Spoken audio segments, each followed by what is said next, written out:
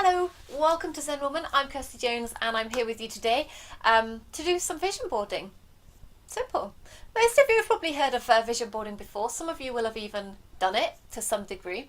And it's a really basic, simple process that really helps to focus the mind, to focus on the positives, to remember your goals and the sort of direction that you want to go in life, and just to keep that focus, to be able to manifest the things that you want. You can use it as just a really basic, simple tool. You can go really in depth and make it really sort of creative and intense if you want to, whatever works for you. It's a very personal thing.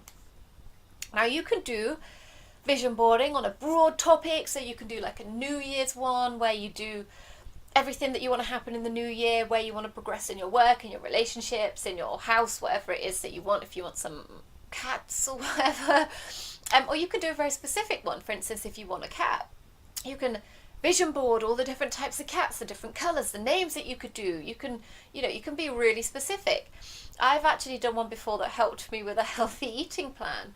So I got some health food magazines and I cut out some recipes and I cut out some pictures of myself from when I was like super fit and doing loads of exercise, things that would inspire me and things that I wanted to be and I wanted to do. Made this amazing vision board with it all, and then I put it in my kitchen. So when I walk into the kitchen, that's what I see. Not anymore, but that's what I would see then. Some inspiration to make the right choice. So I wasn't going to walk into the kitchen and reach for the ice cream or whatever. You can even put a mini one, like inside your wallet in the little window if you have trouble when you go shopping. If you're buying bad food or whatever there, you can do a little mini one that goes inside your wallet. So when you're shopping, you can just open your wallet and realise, no, actually this is a decision. You can use it purposefully, or it can be something fun that you do with the family or with the partner, or just a creative project. Today I'm going to do a vision board actually on decor. So at the moment I really want to get a new place, so I'm really sort of thinking about decor, and I've got some home magazines here, and I've cut out some things that I would like that are sort of living room style. So I'm going to make mine on the decor of a living room that I would like. So you can do yours on absolutely anything. It's up to you. So before we start, getting the things together that you need to use. You will need some magazine clippings or photographs or things that you've downloaded off the internet that you can tear up and use in your collage. You will need some paints and some pens and glitter if you want it. Anything that you want to use to put on your vision board, to put in your collage, things that inspire you or just make it really pretty so you want to look at it some more. And brushes, glue, that sort of thing. And any creative stuff that's going to work for you. So if you want to pause the video and get your stuff together, you can do that now. Otherwise, you can watch it through and get your stuff at the end. So I'm going to move the screen down so you can see what I'm doing as we talk. I'll talk you through it, and then you can see actually what I'm making and what I've got here as well. So here's my paper, and here are some of the pictures that I've got. Now I prefer to tear rather than cut. It makes a much more organic line. It's much better for this whole, just throw that on the floor, for this whole process of sort of collage. I really like this chair. So the chair can go in there as well. Don't need to write it. Okay. What else did we have here? So I pulled a few of these out earlier so I could just choose them easily.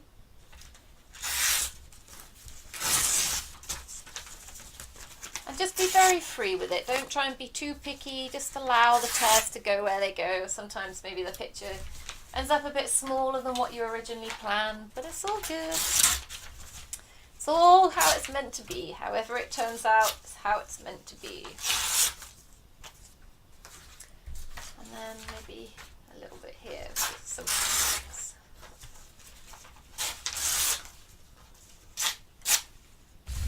Okay. Throw all those on the floor. And then I'm going to glue. So I've got PVA here. You can use PVA or you can use some glue stick or whatever you like. I usually mix water with my PVA as well, so it's a bit easier to use. And just have a look and see where you're going to put your bits. You can do a collage with loads of pieces if you want to, or you can just do one with a few. You can tear your bits of magazine up smaller and smaller so that they fit easier or better. There we go, I think this will do. And so the first thing, just to stick your magazine bits down. Now don't worry, they will crinkle up. This is just what happens when you use magazine. It's not the end of the world if your pictures aren't perfectly flat. I mean, what dream or goal ever turns out perfectly the way you originally planned it anyway? So this is just a rough one. You can obviously be a little bit more careful than me anyway. When you do yours, I'm just sort of throwing it together. So I've got something to show you. So we're not sat here all day while you watch me painting in silence.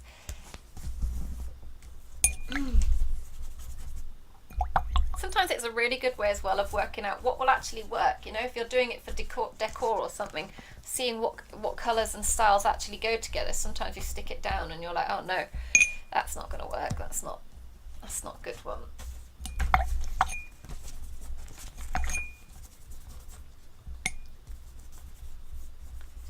Okay. So once you've stuck your bits of pictures down, sorry about the camera shaking by the way, you can start to pop some paint on the page. So just choosing a few colours. I'm just going to squeeze some out here that sort of go with what we have there. I'm just going to grab another colour. I have a really nice sort of reddy pink. It will work quite well. So blue, got to have a bit of blue. It's a very nice calming colour. Blue is always good, as is lilac. Great for helping you sleep and be restful, if that's what you're looking for in your room. So whatever you're doing with your collage, just squeezing out some paint, choosing some colours that work quite well. And then we're having fun with this. So we're not being really picky and perfect. We're just getting some bits of colours together and plopping it on the page. It's not always going to look amazing. Sometimes the colour may clash. Sometimes it'll work. Sometimes it won't. Don't worry. A bit of this colour. It's nice, a bit of lilac-y shade. And sometimes you want to paint over the edge of your picture. Sometimes it's just the background. Initially I like to water down the paints a bit just so I can get something on. And then come back later with some heavier paints to sort of blend onto the edges of the pictures and really sort of bring it all together, tie it all in together.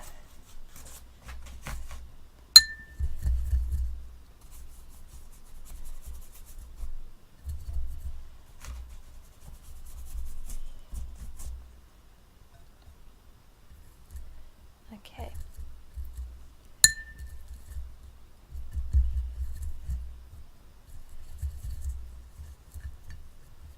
This sort of goldy beige colour. So just remembering while you're creating this, we're not making a piece of art, although we kind of are. We're not trying to. We're trying to get our emotion onto the page and get some focus onto the page, and using things that feel right for you. So you don't need to worry about, oh, the purple doesn't go with the yellow, or whatever it is that doesn't look right with whatever else it is that doesn't seem to go right. Don't worry. Just keep going. Put your colours on. See here, starting to go over the edges of the pictures, just sort of blending in. So it's not sort of solid lines between the background. And I often use water to help blend and mix things so the colours are paint is nice and soft, not so strong.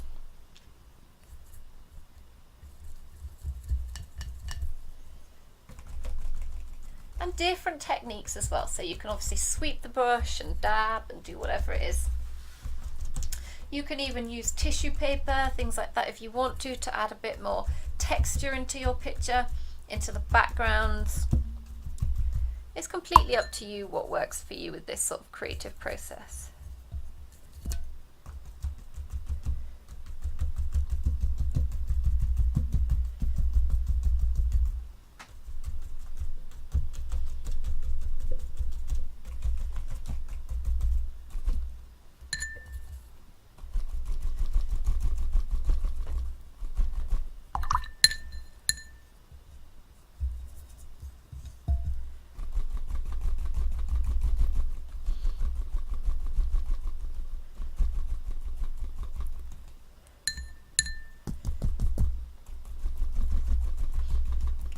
you'll just do this for as long as is necessary for you until you feel like your piece is done. Obviously I'm not doing a very intense one right now. Just something to get us started. Doing this with good brushes is obviously not very good for the brushes, so if you have expensive equipment, you have to be a bit more careful with your brush, or buy some cheaper ones for doing this sort of project.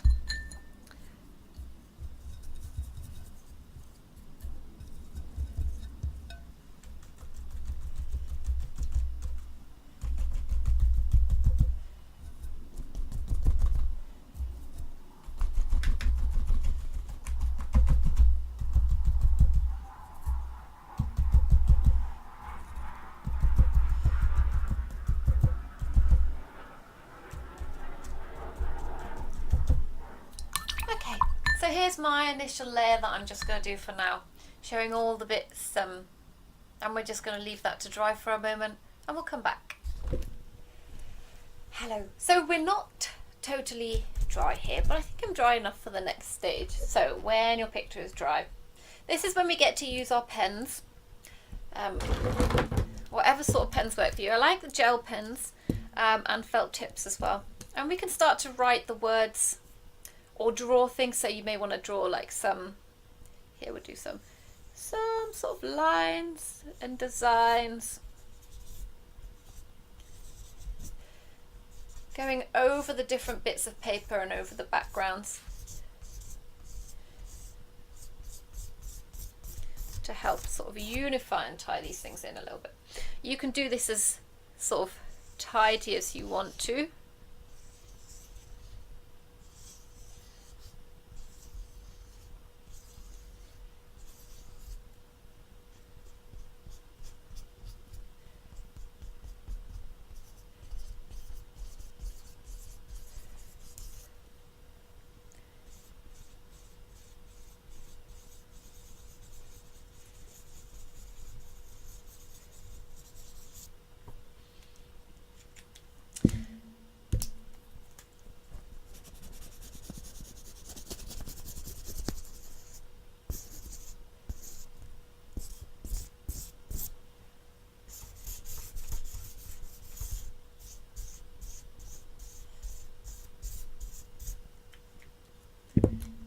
Start to write some words. So I would like comfort,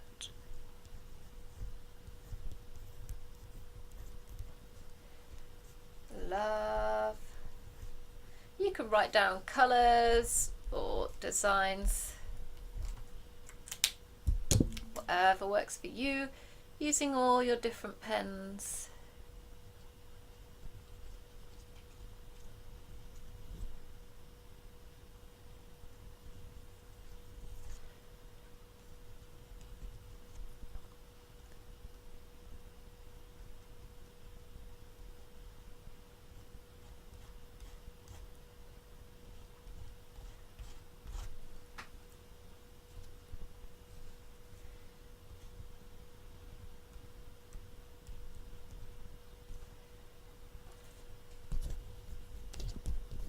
Okay, I'm not going to keep going on for ages. You don't need to just watch me paint, but doing what works for you.